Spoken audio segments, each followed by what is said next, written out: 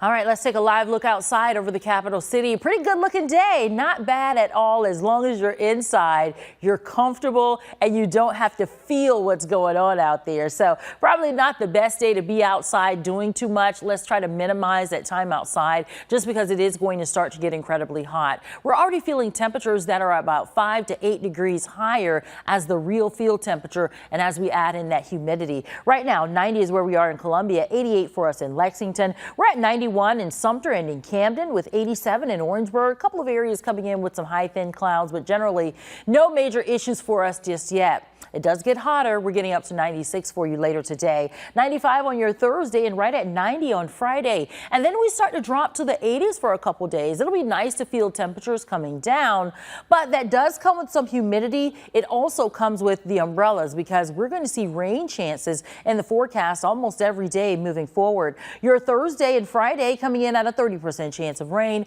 as a front begins to approach from the west. A 40% chance on Saturday, and then into Sunday, Monday, Tuesday, we're just going to hold some lingering rain chances as that same front kind of comes in and just kind of lingers nearby along the coastline. With it sticking near the coast, it is going to give us some opportunities for more rainfall and moisture in the state. So we'll keep that unsettled weather forecast in place for you. Now let's head out to the tropics because all eyes are on what's going on out here as we look at our tropical outlook for the next 7 days. We're tracking a tropical wave that's coming off the coast of Africa. This one has a 70% chance of additional development, but we are expecting it to trend more to the north. And then just south of that, Tropical Storm Lee in place. And here's the latest forecast track for Tropical Storm Lee. We are expected to move north of the Lesser Antilles and then become a major Category 4 hurricane with winds of 150 miles per hour somewhere near north of Hispaniola. It is expected to take an all-important turn. How tight that turn is, how wide that turn is, exactly when that turn happens is still yet to be determined.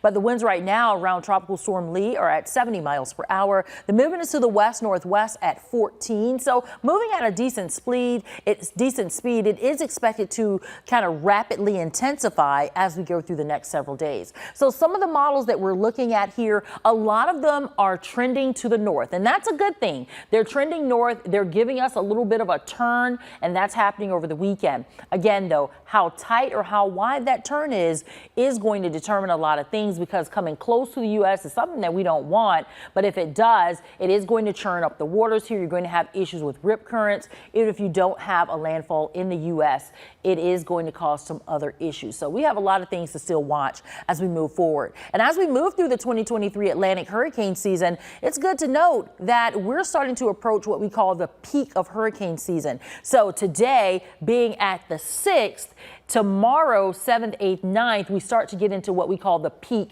or the peak time of hurricane season, which is usually when you have the most storms in the ocean. And it's also when you're at the middle point of the season and it starts to go down from there.